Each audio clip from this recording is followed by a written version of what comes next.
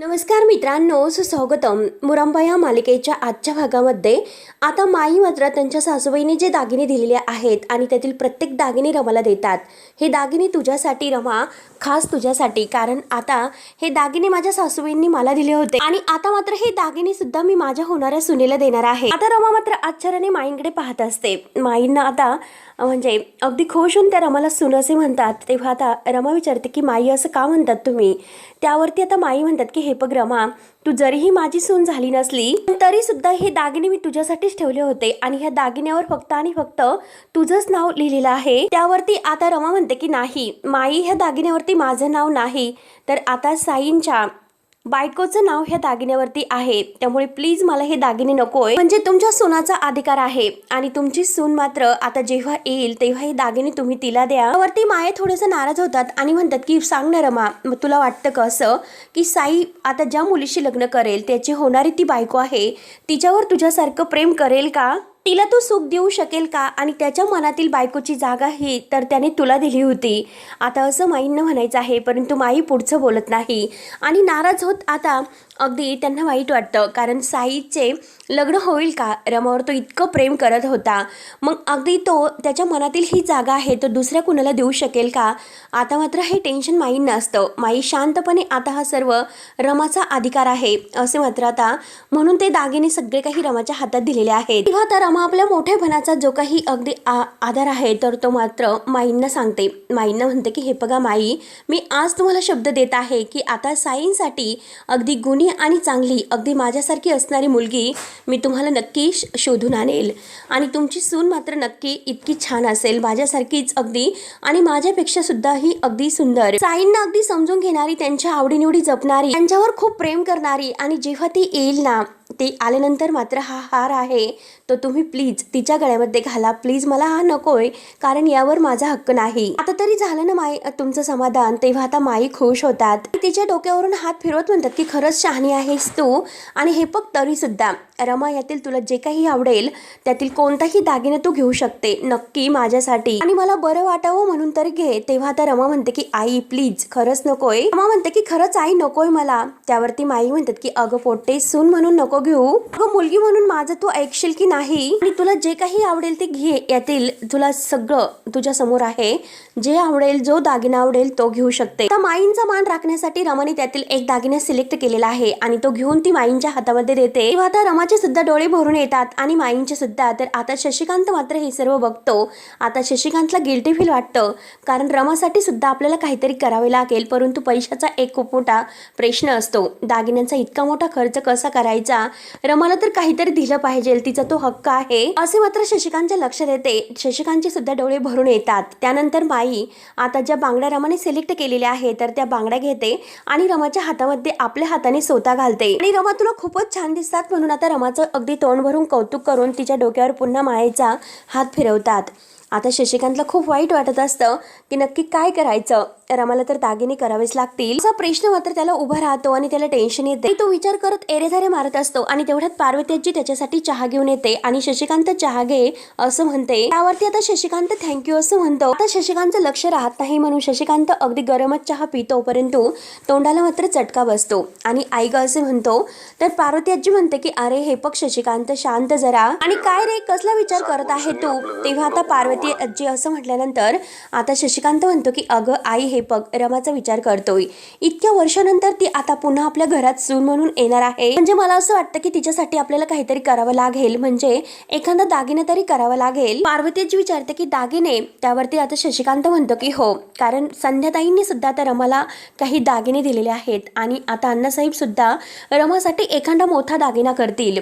त्यामुळे आता आपल्याला सुद्धा काहीतरी करावे लागेल. आणि ती मात्र जर आता आपण तिला काहीच दिले नाही तर आपल्या घराच्या उंबरठ्यावर अशी रिकाम्या गळ्याने जर उभी राहिली तर आपण काय करणार? आई काही झाले तरी आपल्याला काहीतरी करावं लागेल. त्यावरती पार्वती आजी म्हणते की शशिकांत अरे होईल, तू इतकं टेन्शन घेऊ नकोस, व्यवस्थित बस आणि चहा घे अगोदर. तेव्हा आता शशिकांत म्हणतो की मला असं वाटतं की आपण मयुरी, आनंद, अभिषेक यांना जर काही विचारले तर नक्की काहीतरी फायदा होऊ शकतो. आपण एक काम करू, त्यांच्याकडून जर एखादी मदत घेतली तर. पार्वती आजी म्हणते की हे बघ शशिकांत, त्यांना सुद्धा त्यांच्या जबाबदाऱ्या आहेत, त्यांची मुलं आहेत, त्यामुळे त्यांना त्यांचा खर्च करावा लागत असेल, मग आपण कसे त्यांच्याकडे मदत मागणार? आणि जर उद्या त्या आपापसात कोणाचे भांडण झाले आणि जर कोणी असं म्हणून गेले की रमाला जो दागिने बनवलेला आहे तो आमच्या पैशाचा आहे, मग काय करायचं? तू सांग शशिकांत, हे सर्व कसं वाटतं रे? आणि अक्षयला सुद्धा किती वाईट वाटेल याचा विचार तू केलास का? हे बघ, आपण जरीही काही रमाला दिले नाही तरी सुद्धा रमा काही म्हणणार नाही, तिला वाईट सुद्धा वाटणार नाही.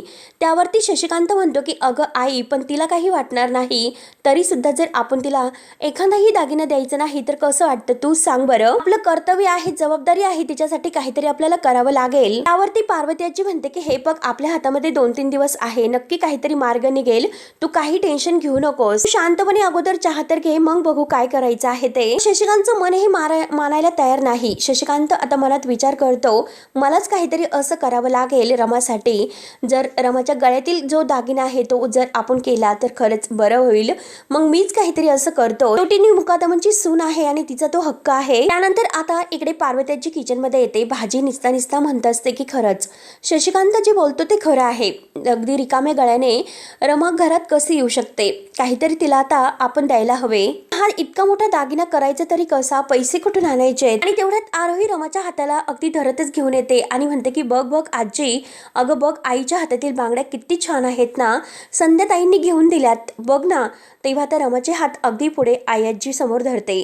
आयाजी आता रमाच्या बांगड्या बघतात आणि आता छान छान मस्त असे खुश होत म्हणतात. त्यावर आता रमा म्हणते की आता आयाजी बघा ना, मी म्हणजे माईंना खूप समजावलं होतं, मी त्यांना सांगितलं होतं की खरंच मला हे सर्व काही नको, पण त्या ऐकायला तयारच नव्हत्या. पण नंतर मात्र त्या म्हणाल्यात की अगदी सून म्हणून नाही देऊ शकत, पण लेक म्हणून तर देऊ शकतेस ना, आणि त्यामुळे मला हे सर्व घ्यावंच लागले, मी नाही म्हणू शकले नाही. त्यावरती आता पार्वती आजी म्हणते की अगं त्यांचं प्रेम आहे, त्यांना प्लीज हाऊस करून दे, काय होतं त्यांनी तुला लेक म्हणून अगदी हे सर्व काही केले तर तू नको इतकं मनाला वाईट वाटून घेऊ. अगं त्यांचं प्रेम आणि आशीर्वाद त्यात आहे, त्यामुळे तू अगदी प्रेम आणि आशीर्वाद मिळून त्यांचं हे घेऊ शकते. आणि रमा आपल्या हातातील ज्या बांगड्या काढते आणि आरोईला म्हणते की आरोई धर आणि नीट व्यवस्थित कपाटामध्ये ठेवू नये. आता आरोई म्हणते की बरं ठीक आहे, आणि पार्वतीची म्हणते की जरा नीट ठेव. आणि तेवढ्यात तिथे सोरा येते. आता सोरा म्हणते की काय रमा, तू अजून किचन मध्ये आहेस का? अगं अण्णा केव्हापासून तुला फोन करत आहेत, तू फोन उचलत नाही म्हणून साईंनी मला फोन केला. चला रमा मॅडम, शॉपिंगला जायचं आहे, विसरलात का तुम्ही हे सर्व? त्यावरती रमा म्हणते की हो ना सोरा, खरंच मी विसरलेच होते. आणि सोरा आता आयाजींना म्हणते की आयाजी चला, आपल्याला आज भरपूर शॉपिंग करायचं आहे, तुम्ही सुद्धा सोबत चला.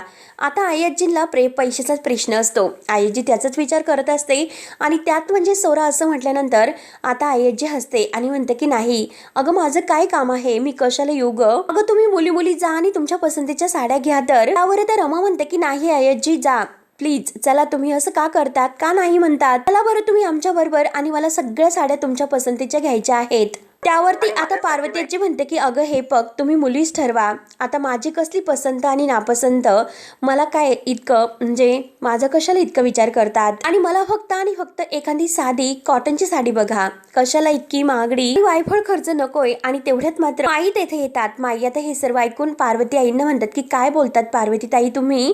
अहो लग्नाच्या साड्या कुठे साध्या असतात का?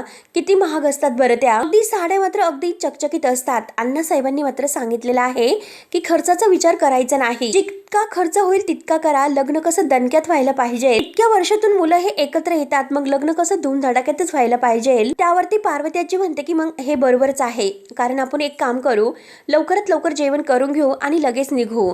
त्यावरती आता रमा म्हणते की आयाजी अहो हे सर्व करता करता किती उशीर लागेल, चला ना लवकर जाऊन येऊ आणि नंतर हे सगळं करू. त्यावरती सोरा म्हणते की काय आयाजी, मुळात म्हणजे आज आता घरामध्ये जेवणाचा बेतच नकोय, त्यामुळे आता आपण बाहेर चाललो, आपण मस्त बाहेर जेवण करूयात आणि छान अशी पार्टी करूयात, ओके? तेव्हा आता लगेच सोरा ही रमाला विचारते की हो की नाही.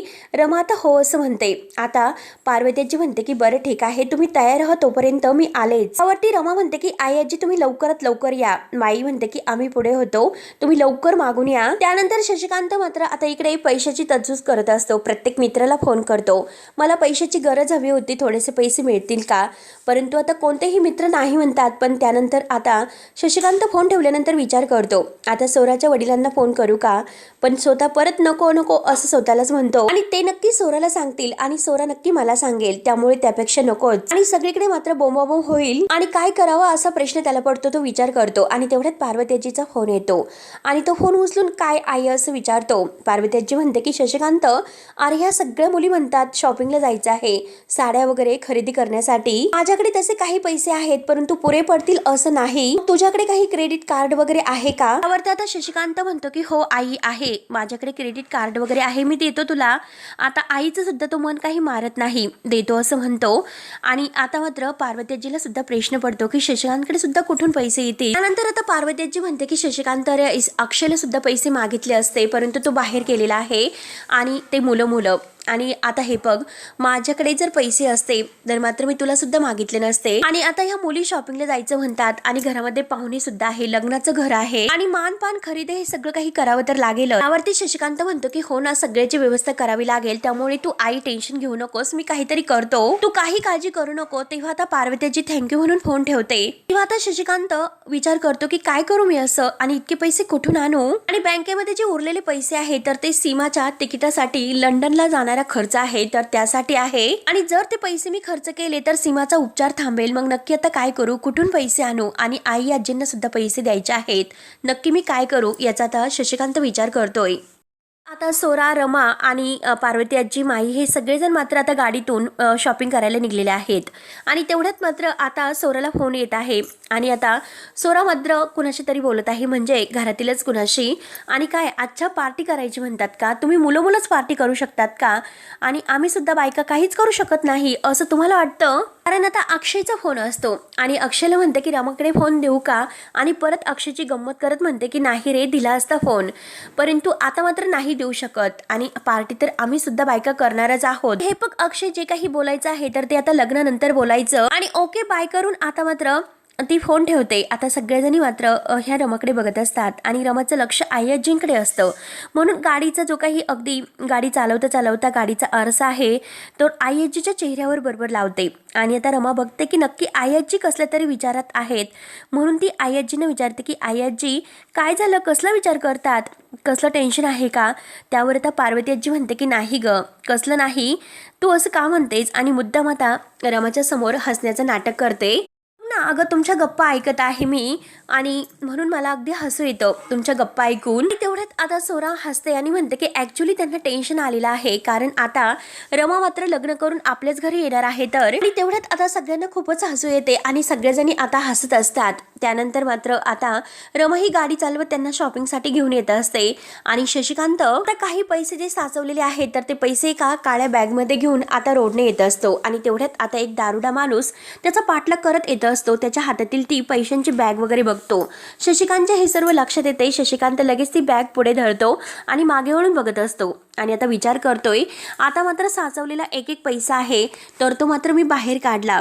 आता त्याने काय होणार आहे तर अगदी समुद्रामध्ये थेंब थेंब टाकल्यासारखं असं होईल. तर आईला अजून क्रेडिट कार्ड द्यायचा आहे, सीमाच्या औषधांचा खर्च, त्यामुळे आता तो विचार करतो की मला औषधांसाठी यातील काही पैसे वेगळे करावे लागतील. पण मात्र तो विचार करत करत आता बॅग त्याने पूर्ण आता हातात धरलेली आहे. आणि तेवढ्यात आता हा जो माणूस आहे तर तो मात्र शशिकांतकडे बारीक लक्ष ठेवतो आणि त्याचे पाठीमागे पाठलाग करत येत असतो. तेवढ्यात तो धावतच शशिकांतच्या मागून येतो आणि शशिकांतच्या हातातील बॅग आहे हिसकावून घेऊन पळण्याचा प्रयत्न करतो. परंतु शशिकांत त्याला धरतो आणि म्हणतो की काय रे, माझा पाठलाग करतो आणि बॅग घेतो, पैसे चोरतो, काय रे तुला मी एकटा दिसलो म्हणून माझ्याशी पंगा घेतोस, म्हणून शशिकांत त्याला खूप मारत असतो. तेव्हा तो माणूस चुकलं असं म्हणत असतो, काय रे तुला मीच एकटा श्रीमंत भेटलो का पैसे चोरायला, म्हणून त्याला जोरात ढकलून देतो आणि चांगली धुलाई करतो. शशिकांत रागाने त्याच्याकडे बघत तेथून निघून जातो. आणि आता हा गुंड आहे तर तो मात्र लगेच आपल्या गुंडांना फोन करतो आणि म्हणतो की लवकरात लवकर या एकाला लुटायचं आहे, भरपूर माल त्याच्याकडे आहे, मी तुमची वाट बघतो,